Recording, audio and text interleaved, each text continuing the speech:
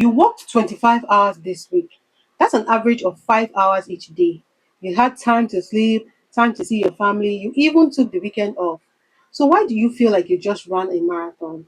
Meanwhile, your friend who works 40 hours at her corporate job feels fine. I mean, she's tired, but she's not as exhausted as you are. What's the difference? Because I guarantee it's not the hours. Let's talk about it.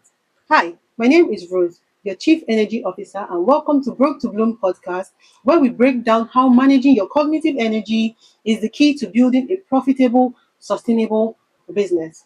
So, if you are burnt out being the Chief Everything Officer in your business and you're ready to actually take your life back, you are in the right place.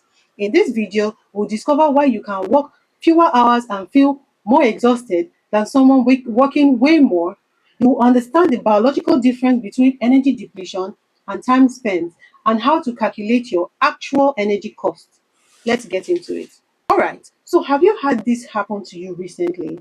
Maybe you finally get a free afternoon, you have nothing on your calendars, no urgent deadline. You could even work on that project that you've been procrastinating for weeks.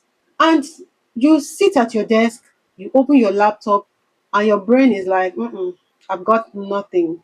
So you end up doom scrolling on Instagram, watching videos, or something like that. And then you feel guilty, right? Because it's not like you were even that busy. You didn't have crazy hours. You should be able to tackle those tasks. But you don't. And then you start wondering, like, am I lazy? Do I have indiscipline? What's wrong?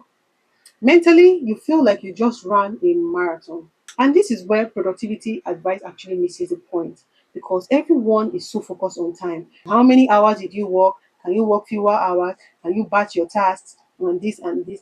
But time is not even the problem. See what I mean? Time is fixed, right?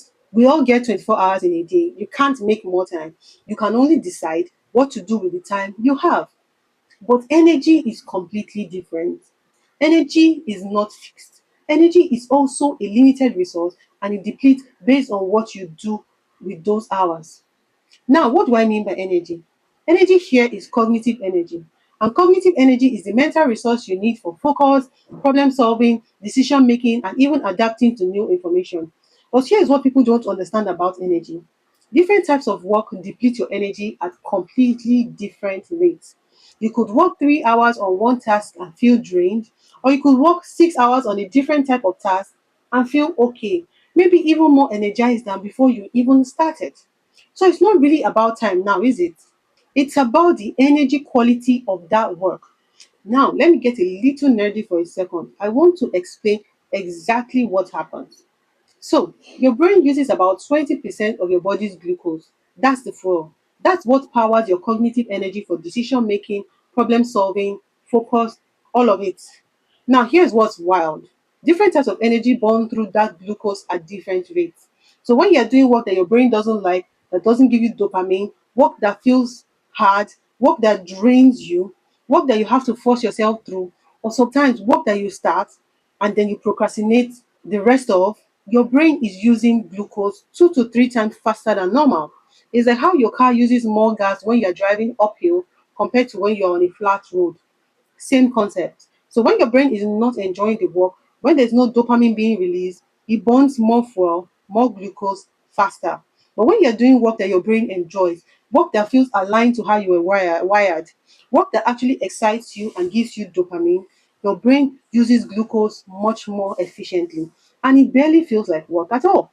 So when I talk about draining versus energizing work, I'm not talking about some vague feeling or some woo-woo vibes type thing. I'm talking about actual measurable differences in how your brain uses fuel. Now, draining work is work that your brain resists. It could be admin tasks. For me, it's accounting. It could be operations. Sometimes it's the decisions that feel incomplete because you don't have all the information. Or tech. If you're not a technical person, your brain is not happy doing those tasks. It fights you the whole time you're doing them, and that depletes your glucose fast. But energizing work is work your brain enjoys. It puts you in a flow state. Strategic thinking that aligns with your strength. Solving problems that feel like a piece of cake to you. At this point, your brain is engaged and it uses way less glucose to do the same amount of work. So here's why it matters so much. 2 hours of draining work can exhaust you more than 6 hours of energizing work. Let me give you an example. So there's this lady I worked with who makes candles. She runs a small batch candle making business and she sells on Etsy. So one week, she spent 2 hours troubleshooting her Shopify process. She was trying to build a Shopify website and the plugin broke. So payments weren't going through. And she's not a technical person. So she was Googling, watching tutorials, trying random fixes. Eventually, she was able to fix it. But it took 2 hours. By the end of it, she was completely wiped. She couldn't focus on anything for the rest of the day. Then sometime after, she spent 6 hours developing a marketing campaign for her new line, testing different words, designing the packaging, even doing the photography. 6 hours, three times longer. And at the end of this, she was so excited she could have kept going for another 6 hours. Same person, completely different energy outcome. Because the first task, which was troubleshooting website tech, was draining work. Her brain fought it the entire time. She was burning energy like crazy. But the second task, which was creating a product line and figuring out how to market it, was energizing work and it used energy efficiently. So when you're sitting there on that free afternoon, staring at your laptop and feeling exhausted, even though you didn't do much this week, you are depleted because most of your week, even if it wasn't that many hours, you probably spend those hours on draining work your brain had to fight through, work that burned through your glucose reserves before you could even replenish them. So by the time you got to that free afternoon, you were already cognitively exhausted. Your cognitive energy was gone. And this pattern is what I see with most product entrepreneurs. When I have them track their work hours, we find out that 80% of their time is spent on draining work, maybe logistics, customer service, supplier discussion, and only like 20% is spent on energizing work, which is creating and the parts of the business that they actually started the business to do. And then they wonder why they're exhausted all the time. But this is just maths. If 80% of your work is depleting your energy 2 to 3 times faster than normal, you are going to be exhausted because it's not about the hours, it's about the energy those hours are taking from you. So here's what I want you to do this week. You're going to track your energy, not just your time. First episode, we tracked energy to see what was draining or energizing. Second episode, we tracked time. This episode, you're going to pull up your calendar and go through every task. And I want you to add one more column to that tracking we started. What you can also do is set a timer, maybe an hour or an hour and a half, and just note things down. The energy tracking workbook is in the show notes or in the video description on YouTube. So pick up the workbook and go to week 3 section on page 21 and follow the instructions. So for every draining task, estimate how long it took you to recover.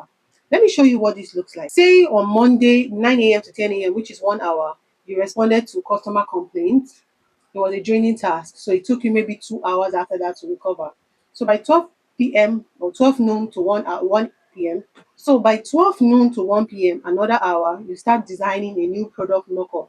That's an energizing task. So it maybe takes you 15 minutes to recover. Then from 1:15 p.m. to 3 p.m., which is 1 hour 45 minutes, you're researching a cheaper supplier for your ingredients. That's another draining task. So it takes you an hour to recover. So do you see what I'm tracking here? That 1 hour of responding to customer complaints actually cost you 3 hours in total. 1 hour of work, 2 hours of recovery. But the design task took 15 minutes recovery time. So do this for your entire week. Track recovery time for every draining task. Here's what you will notice. First, draining tasks require a lot of recovery time, sometimes 30 minutes, sometimes up to 3 hours. Second, energizing tasks require little to no recovery time. Third, when you add work time plus recovery time, draining tasks consume 2 to 3 times more time and energy than you realize. So it might look something like this: draining work, 15 hours of actual work, 10 hours of recovery. So total energy cost is about 25 hours. But for energizing work, 10 hours of work, 2 hours of recovery. So your total time is about 12 hours. So you think you worked 25 hours, but your total energy cost was closer to 37 hours. And then you wonder why you're exhausted. That is the hidden cost of draining work. It doesn't just take you the time you're doing it also takes recovery time after. And when 80% of your work drains you, that recovery time keeps stacking up. And some people don't even take the recovery time. They just push through and pile task upon task. And then they wonder why they're burnt out. So here's what you're going to do. Download the template in the description. Write down your draining work and your energizing work. You will start to see the real picture of what is happening to your energy. We're going to keep digging into this and start restructuring it. I will see you in the next episode.